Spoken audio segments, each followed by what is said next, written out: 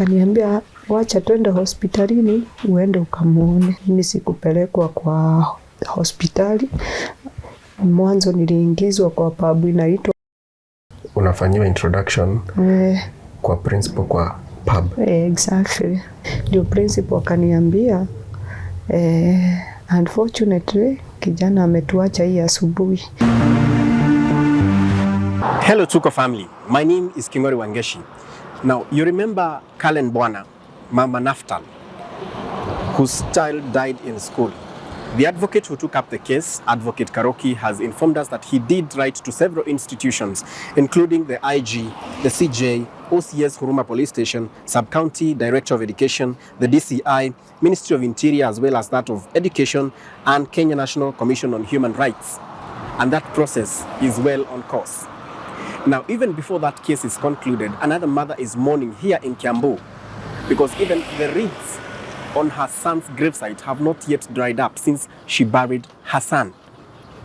Priscilla Wanjiru is asking questions and is looking for answers to what happened to her son.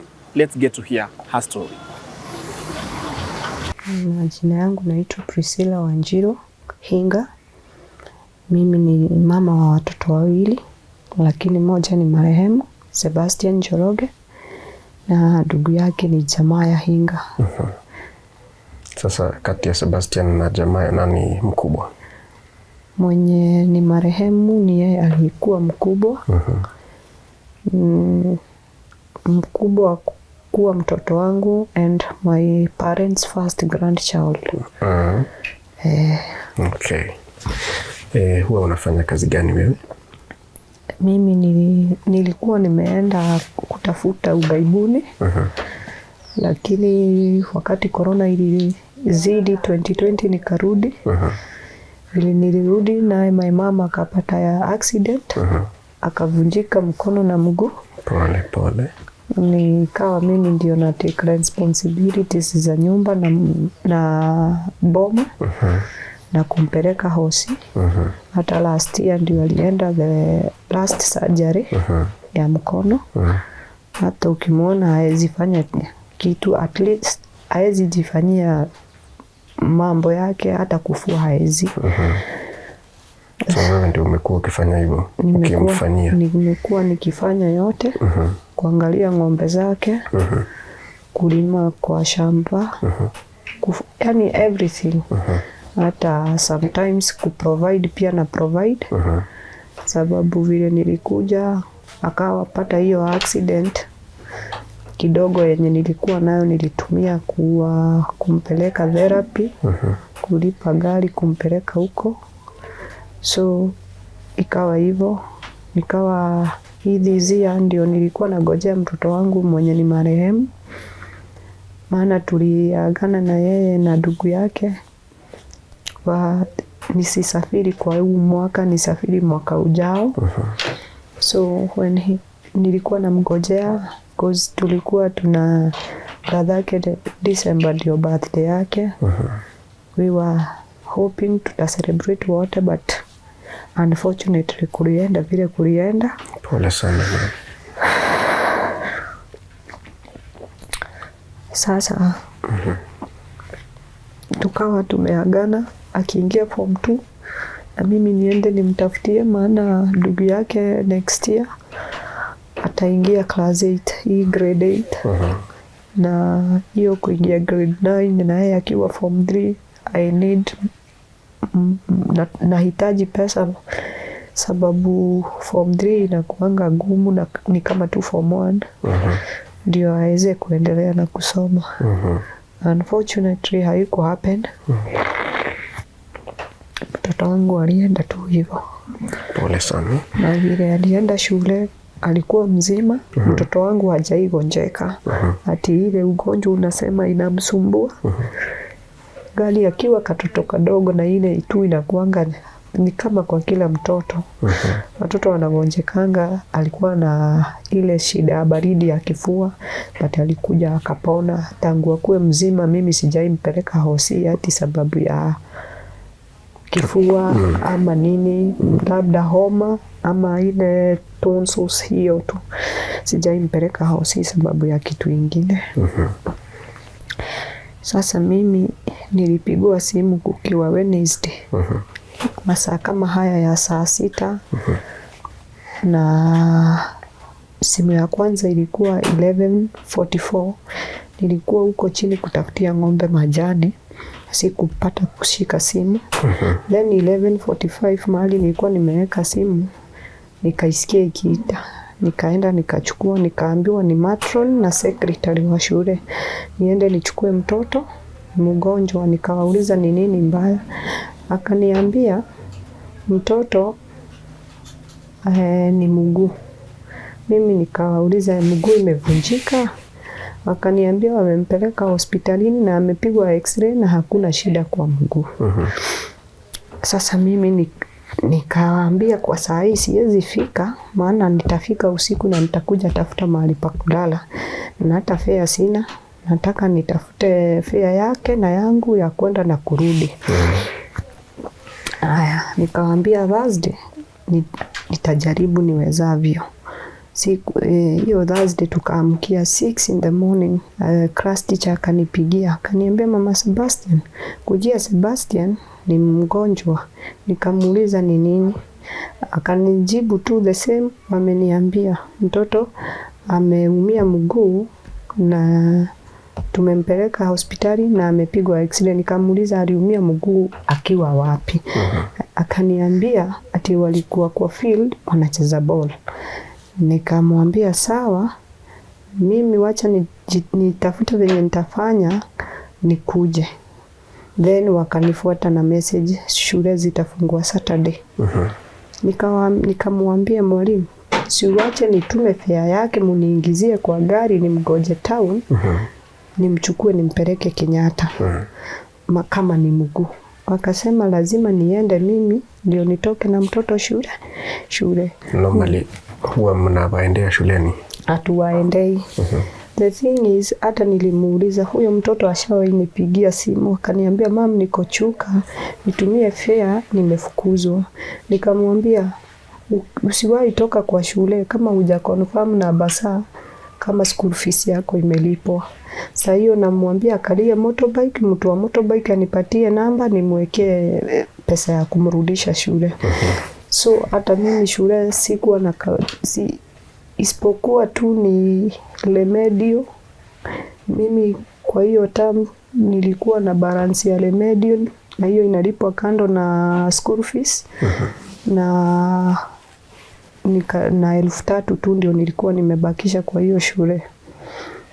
Sasa ndio nilikuwa nauliza, ingekuwa ni fees walikuwa wanataka, si wangekuwa wamemfukuza akatoka out of the compound?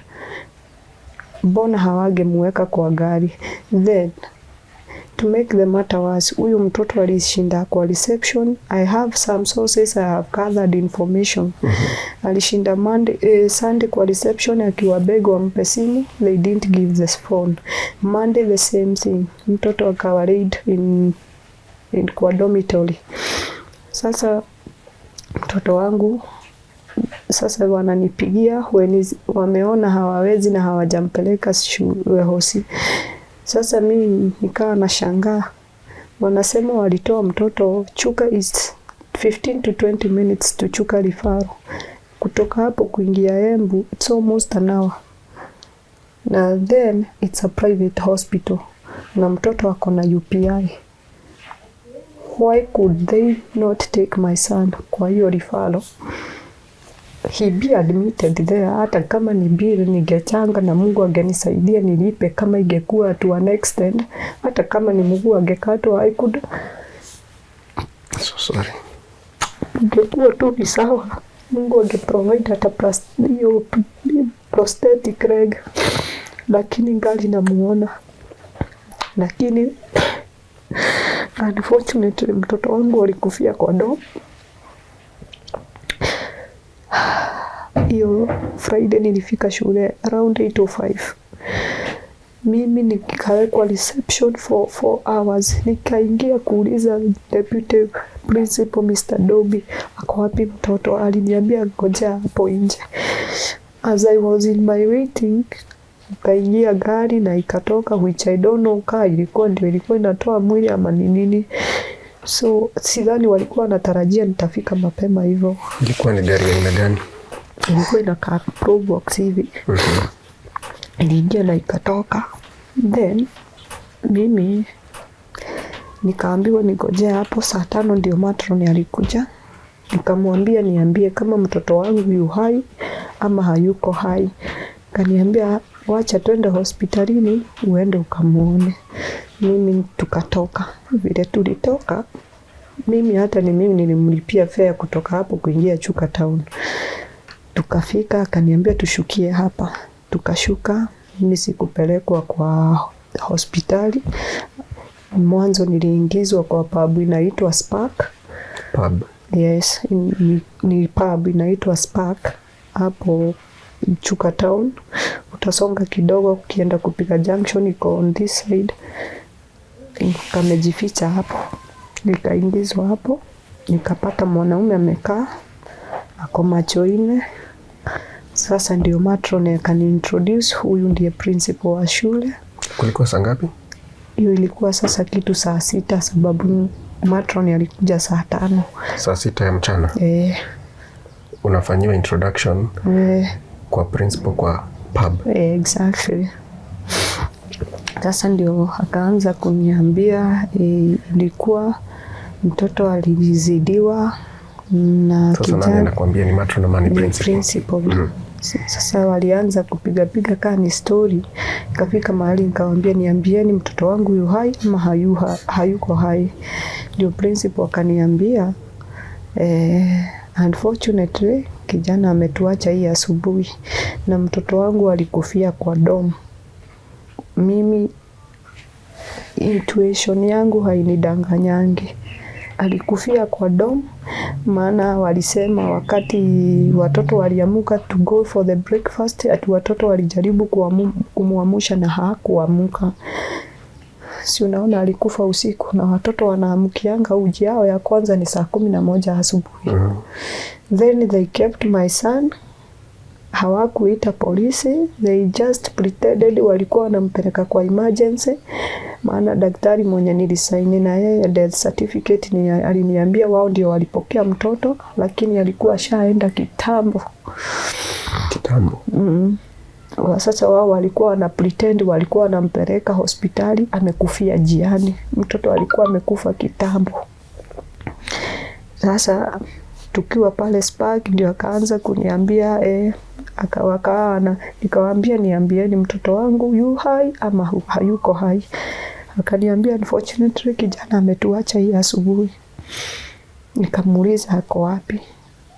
Na hapo wakiongea na matron alisema sababu siwezi sahau, a certain incident occurred like of my son where he was, sijui ni wapi. In another school that he was. Exactly, maana hata hajamaliza 3 months in that school. Haya, mimi nikawaambia mtoto wako wapi. Walinipeleka kwa Mortuary. Nikaenda nikaona mtoto wangu, mguu yake ilikuwa imefula hivi. Ilikuwa inatoshana hivi hata hage kanyanga. Na mdomo imejaa pofu. So mimi nikaongea, yani I asked my son, umeenda tu umeniacha tu hivyo after all the struggles nimestruggle na kujinyima na nyinyi. Ndio niliuliza mtoto wangu. Alafu nikawaambia wanipeleke police station. Vile walinipeleka police station, hawakunipeleka kwa ubi, hata sikuwa na ubi. Walienda wao wakafanya shughuli zao.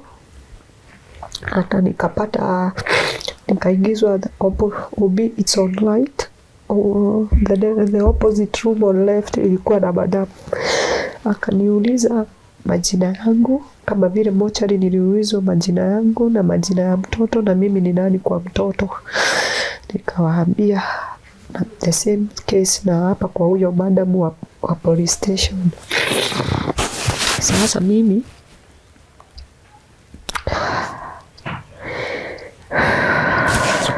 take some time.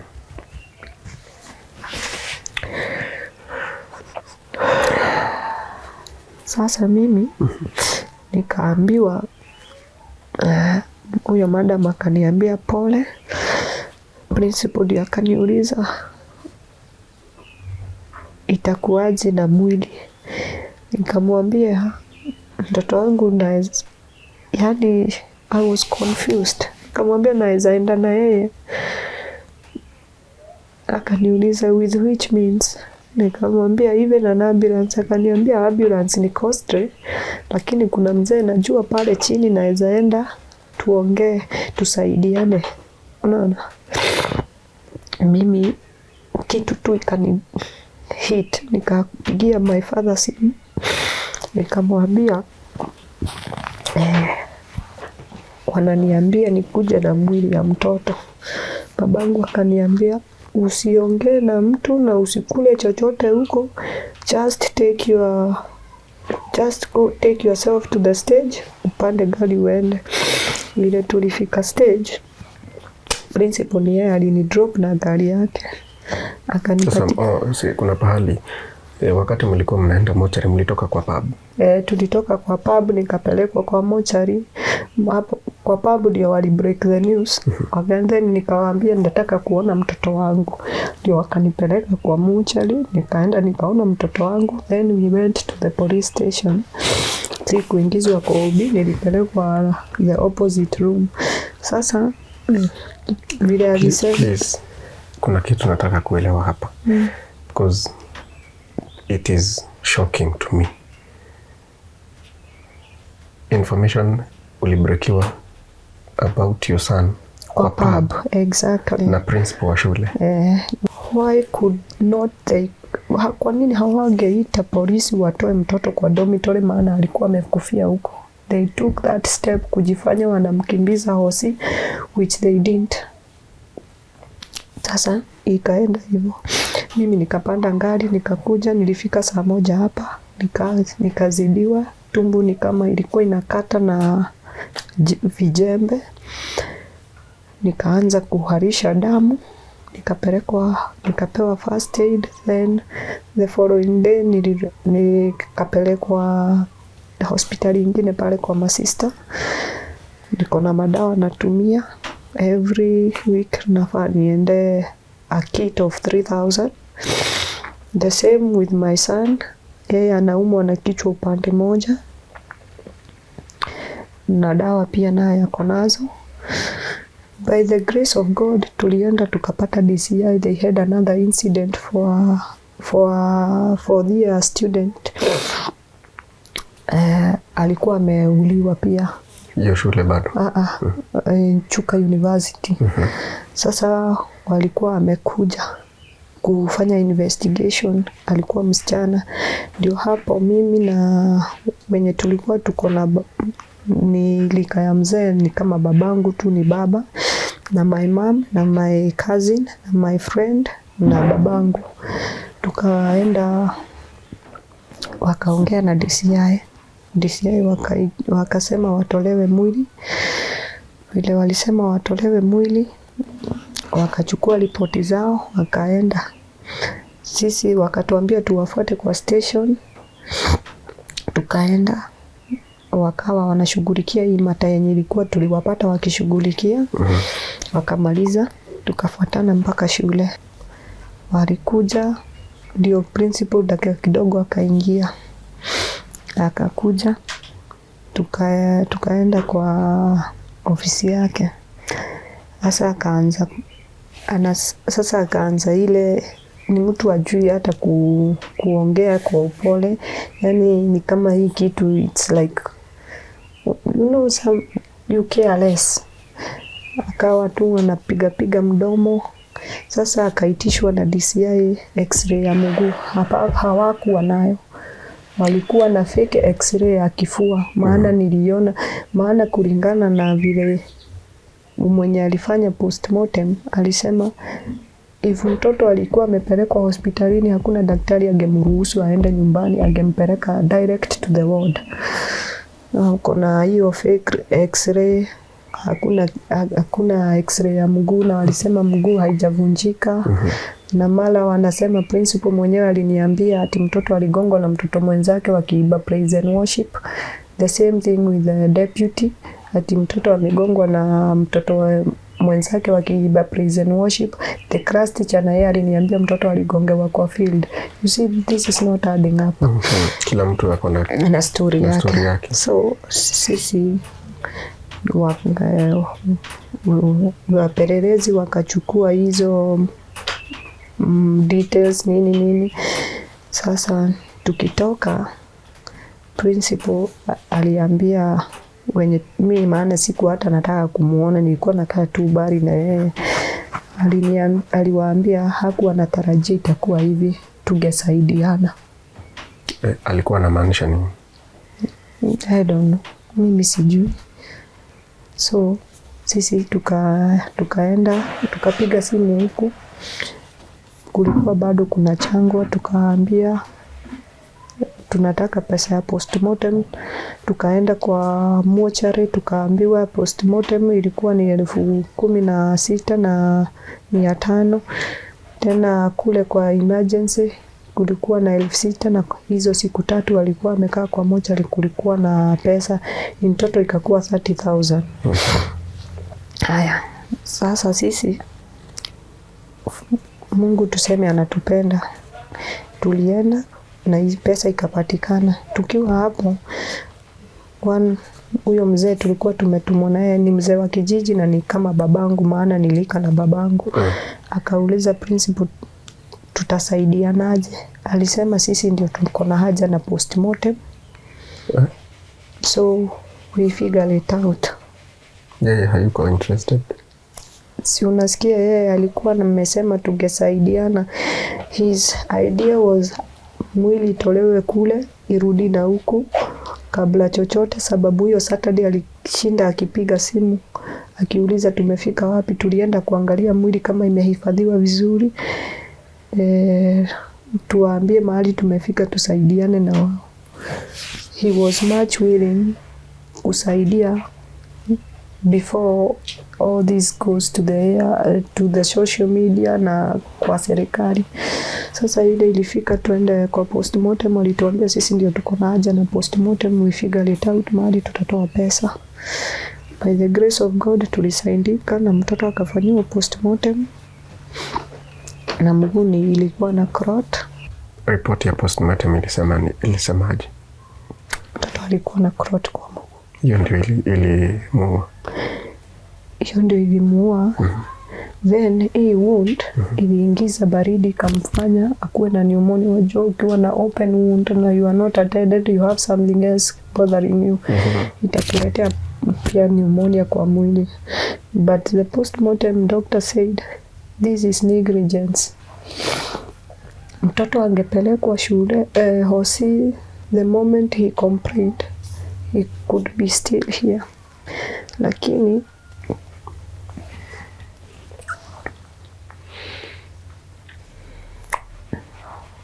pole sana.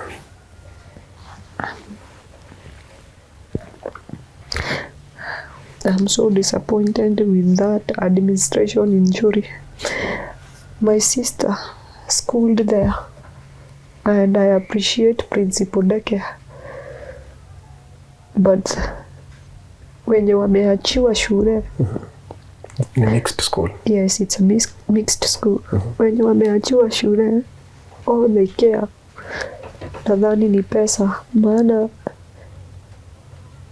niyo pesa ya remedi, unapigiwa simu, unaambiwa mtoto anafukuzwa, they are making, yani, you see. But wakati mtoto wako mgonjwa, hawezi mpeleka kwa hospitali. Mimi kwanza chenye kina dhamiri yangu hainidanganyangi. Mimi kama juzi ilikuwa Saturday, niliota na mtoto wangu akiniuliza, mama, kwa nini uliniacha huko? Si ungekuja tu angalau ningepona. In the dream, mimi sikulala, mimi silalangi by the way. nikilala maybe 20 minutes na usingizi inaisha. Maafisa wa polisi walisema waende mahali mtoto alikufia kupiga picha nini.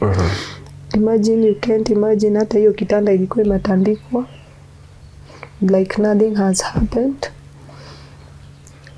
Box ya mtoto ilikuwa haina hata Panadol. Niliuliza matron, na maana mmesema mmekuwa mkitibu mtoto, dawa ziko wapi? Akasema ati walipatia mtoto. In which school mtoto anaweza pewa dawa akakae nayo na matron? Si mtoto anaendanga na ile time anafaa kukunywa dawa anaenda anakumeza dawa yake. Lakini hakuna shule, sijawahi, watoto wangu wameishi kusomea boarding school.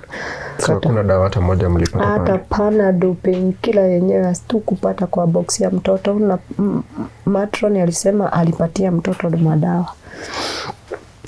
Na vitu zake ziko hapo, vitabu, blanketi, uniform sijui ilienda wapi, tracksuit yake, mafuta ya kujipaka zilikuwa hapo. So how comes hizo hazikupotea, dawa zilipotea? Sasa mimi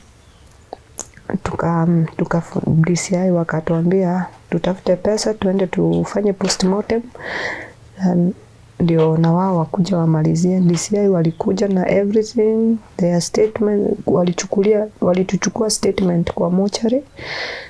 My mom alienda to another side na mimi nikawa kwa gari ya DCI, tukaandika statement tukamaliza. But the principal alikuwa nasikia kama anaweza hata sijui, he was, yani unajua ile presence ya mtu, yani he can do something, ni ile tu. Kwa nini? The anger he had. Why was he angry? Because he didn't think that things can go the way, alidhani things will go the way he want. And he found that it's not going on his way, inaenda kwa utaratibu. So sisi DCI wakakuja wakachukua statement, tukiwa kwa mortuary tukamaliziwa, and the boy was packaged. I had hopes with him sababu he was very obedient. Huyo mtoto hata ile kwenda, unajua ile kijana kitairi anaonanga kama amekuwa mkubwa. He never disrespected us. Yani ukimwambia alikuwa naosha hii nyumba, anapiga deki, ukimwambia afagilie hii, hakuwa na mabishano. But unfortunately sisi tunaitwa ungrateful people. Na hope umejionea kwa message vile class teacher anasema, na akanitoa kwa group ndio nisiongee na nisikue na any access of the parents. Lakini all in all, what goes around comes around.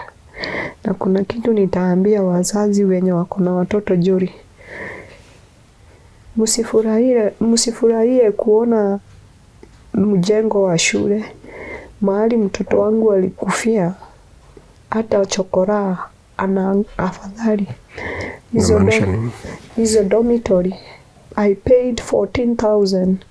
Mtoto apewe uniform na mattress na cover. Mtoto wangu ni hivi mattress vya kutafuti. Unaona zile mattress ni kama zimelaliwa watu alikuwa amepewa 2 mattress mzee. Unaelewa zile mattress za venye zinakuanga zikizeeka. Hizo ndio alikuwa amepewa, na the day we were admitting our kids kulikuwa na high density mattresses na unalipa hiyo pesa yote. Kukula nilishindwa, hata sijui niseme nini. Tangu hiyo siku, since that day, hizo madawa zote mimi natumia. Hizi ni madawa hizi zote ni dawa. Hii inaendea kila wiki. Hiyo nimemaliza, nikaendea hiyo ingine iko hapo. Hizi zote ni madawa. Mimi sijai kuwa mgonjwa kwenda hospitalini. Mimi kwenda kwangu mwisho hospitalini nilienda sababu ya tonsils, na hata si mwaka, ni last year. Mimi kwa hospitali madawa. Saa hii ninakaa nikikula patiko ile sweet ya choka, maana mdomo wangu ni kali. Mimi mwenyewe nikikaa nikifika kitu masaa ya jioni, hata kama nimeoga nasikia mwili yangu inanuka dawa. Sasa mimi ni kama nimekuwa mtumwa wa kukunywa dawa, na watu wenyewe hawaongei chochote. Shule waliongea na wewe after that? Walikuja, walituma watu? Hakuna mtu aliwahi kuja. Hakuna mzazi wa darasa la mtoto wangu ashawahi nifikia kuniuliza. And I added them in the group of justice to Sebastian. Hiyo Thursday nilikuambia kulishinda mtu huku. The following Friday saa 10, the principal tried to call my mom, lakini mamangu hakumchukulia simu, maana hakuwa nyumbani, alikuwa ameenda sokoni. Akakuja akatuonyesha namba, amempigia, hakumchukulia simu, alikuwa na expect atapiga tena. Watu wakikuwa probably mwenye alikuwa huku alienda akijua mazishi ilikuwa ya Friday, so he was through my thinking. Hiyo Friday akipiga simu probably walikuwa wanataka kukonfirmiwa mtoto alizikwa.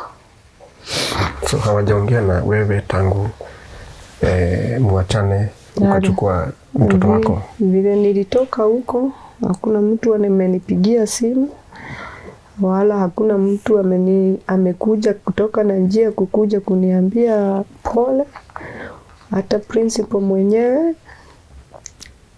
Lakini kwa hiyo group ya Sebastian, there was someone ako huko kwa shule aliniambia, na ni mtu mzima, aliniambia, message niko nayo hapa, huyo ni mtu na alikuwa ako huko. I can't disclose the person, maana ni mfanyikazi huko. So nasema hiyo story yote shule inakupea sio kweli? It's not, si umeona? Mimi sikuwa karibu. Huyo ni mtu ako huko ndani kwa shule. And they are not telling you what happened? Hakuna kitu wananiambia. Si unasikia principal aliniambia mtoto na deputy wanasema mtoto aligongwa wakiimba praise and worship. Hata nashangaa, hata wakorino wanaibanga wakiruka. Even if ni kugongwa, si angegongwa watu hapa. Sasa hii safari ya justice for Sebastian imefikia wapi? Tangu ni muzike saa hii leo ni wiki moja. Few response, but nimeplead na wazazi, maana I added them. Vile nilitolewa kwa group, I went to the group and I screenshot the parents number. Nikawa na waplead, if anyone mtoto wake amemwambia kitu, akuje tu aseme tu, maana even if isn't my son, ni mtoto alitendekewa na hicho kitendo kwa shule wakisoma na mtoto wangu. Mimi I don't know how to fake. I usually call a spade, not a big spoon. Mimi kama ni mbaya ni mbaya. Even if it was my son to go and write the statement with him, ningemtoa hapa tuende naye huko Chuka akaandike. Because I know ni mwenye amefiliwa ni mzazi kama mimi. Tomorrow may be me. If I could not stand for that right, na nionyeshe pia mtoto wangu ile kuishi, I'm a single mom. Nisipoonyesha mtoto wangu kusimama na ukweli, he can't amount to something, sababu atakuwa tu ni ile uongo. So if ilikuwa ni mtoto mwingine, God forbid, gali wangu ameenda na mtoto wangu akuja nielezee hiyo story, trust me, mimi mwenyewe ningechukua miguu yangu na mtoto wangu tuende tukaandike ripoti na nitafute mzazi wa huyo mtoto.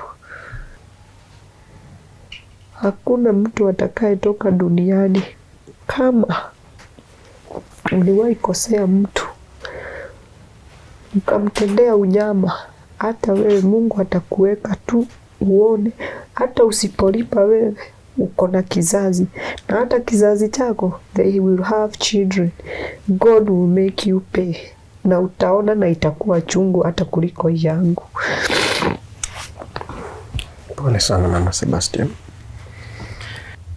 Kuna message, I have a source, nilikuwa naongea na yeye, unaona, tukua I have no information but it's juu mimi ni form 3 and yeye ni form 1, so nilikuwa nasikiza huko kwa dorm cause we are on the same dormitory. But let me tell you another thing, don't take things let me tell you another thing, they don't take things seriously, wanachukuanga kama ni jokes. There is a one here na ingine hapa so iko hivi, your son aliumia mguu on Sunday, then they kept him in school for a whole week akiwa dormitory. Sometimes alikuwa anaenda hapo staff room, but ni like they were not interested by him. Seban alikuwa alikupigia, then also don't tell anyone about nimekushow kitu, okay? Sasa wewe ni mwanafunzi. Yeah. So try and talk to your friends, because you and your friends can only make it happen, and we get justice for Sebastian and stop this poor school management. Hiyo ndio message yangu ya mwisho. Kaniambia okay mama. Sasa Mama Sebastian, it is so unfortunate and so sad, and to make it worse, shule haiongei na wewe. Kukueleza ukweli, ungetaka Tuko family wakupe usaidizi gani? Mimi ningeomba, if there is an organization or lawyer out there or well wishers who can afford to help pay the lawyer, wajitokeze wanishikilie. Kwa hiyo sababu even when you listen the story, it's not making sense. Vile mtoto aligonjeka, na hata vile nimesoma hiyo message, aliwekwa kwa dorm a whole week, na hata hapewi painkiller, maana kwa box yake hatukupata painkiller. And they forged medical papers ati ni wamepeleka mtoto shule. Well, they know well hawakumpeleka, maana umejisomea ukaona. So I'm asking kindly anyone, any lawyer who can assist, or any organization, because not just for my son, for the children who are there. Do you think they're in good hands? I don't think so. There is full of negligence in that school. Sababu watoto wanalala the dormitory, yani uchafu yenye iko huko, and probably my son got affected na hizo, unajua, that. Lakini under the management of Principal Deke, the school was the best. It's a provincial school, as we used to call them. But this management, I'm really disappointed. Even a whole class teacher has the audacity to tell other parents we are ungrateful people, while they know their negligence got my son to the grave. Sorry. I think you're not alone, kwa sababu kuna a lady here anaitwa Priscilla kutoka kwa organization inaitwa Queens of Elizabeth. Na wakati tulimpigia simu kumwambia kwamba tunakuja kukuona, kuna story nyingine tulikuwa tumefanya, na akasaidia kuandika barua na kufikia authorities. And she sent me with this message for you. Of course nilimtumia ka clip fulani hapo, kasema, oh God, help our kids at school. It is such a sad story. God will intervene for justice. As you talk to the mother, kindly pass my condolences to the family. We have to fight for their justice. So hauko peke yako? Shukuru sana. We have people who will walk with you through this journey. You're not alone. Na Tuko family is a big family. It's a networking family. I'm a follower of you. Yes, thank you. And that is where we also have to come and stand with you, support you and work with you. I appreciate so much. Aki, I'm so grateful for those who intervened and helped me to bury my son. I appreciate my parent, walinipa kaburi. So far, their father, his dad is around. Hawakushughulika hata hawakukuja kwa committee.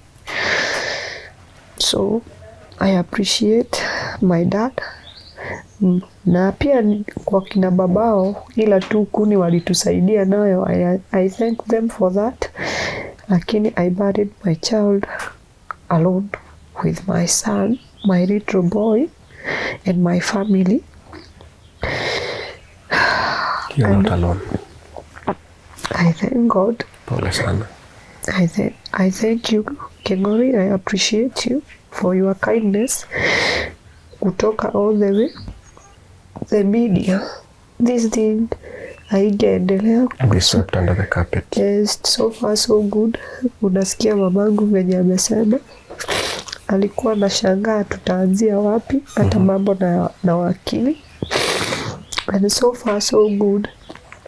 If it did go to the media, the principal had the audacity to use all his powers to bribe and do whatever he can. Because they are not speaking the truth. I'm a prayerful woman. And I know one thing. Justice for my son will come through. Absolutely. Because I know God whom I serve and God whom my son have been serving will shed the right. So just God. Mana, we can try, but just God to do his work. Mimi hata sina uchungu sana, hati uchungu wangu ni ile tu kama wakempeleka hosi, he could be breathing now. Lakini just negligence, yani mtoto wangu alikufa tu kama inzi. Pole sana. All alone kwa kitanda. No one to help. Hata si kuwa karibu hati nimpatia hata maji ya kunywa. It's paining me. Sometimes I find my thoughts suicidal. Hata sahi hawaniachi peke yangu. Because take it easy, Mama Sebastian. Hold on just for a little while. Kama tumefika hapa, Tuko family will stand with you. I appreciate that much. I have done it before. Hold on for just a little while. We will stand with you. So. Unaweza tupia namba yako ya simu ndio wale watu wamkitaka kuwasiliana na wewe wawasiliane na wewe. Ni sawa. Naitwa Priscilla Wanjiru. My number is 0743909406. Irudie please. 0743909406. That is my number. Na huwa sizimi simu, bali mtu asione hata kama ni encouraging word anisaidie tu nayo maombi. Maana I'm finding myself suicidal. Hold on. Just hold on. We'll stand with you as a family. Ni ile tu niko nakaa, yani nimekosa raha ya dunia, but something is also telling me be thankful to God who amekuachia moja And what the older one was to be, God would double the portion of blessing to the living one. Sasa hiyo pia inanijenga, but nikikaa peke yangu I'm really suicidal. Tuko family, this has been a very emotional, painful conversation with Mama Sebastian, and it is my plea and her plea and this family's plea that we stand with them. Like I told you earlier, the other case we had for Mama Naftal, a lawyer offered to help walk that journey to search and look for justice.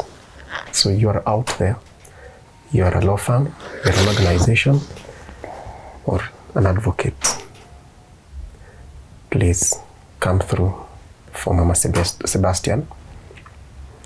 Let's walk through this journey with her.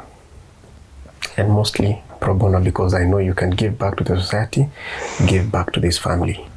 As part of your corporate social responsibility, it is a request and a humble one. Because as you heard the stories and the theories that the school is giving to this mourning and grieving parent, they're not adding up. Let us all unite and stand for justice for Sebastian. Jina langu ni Yvonne Wanjiru. This has been my story.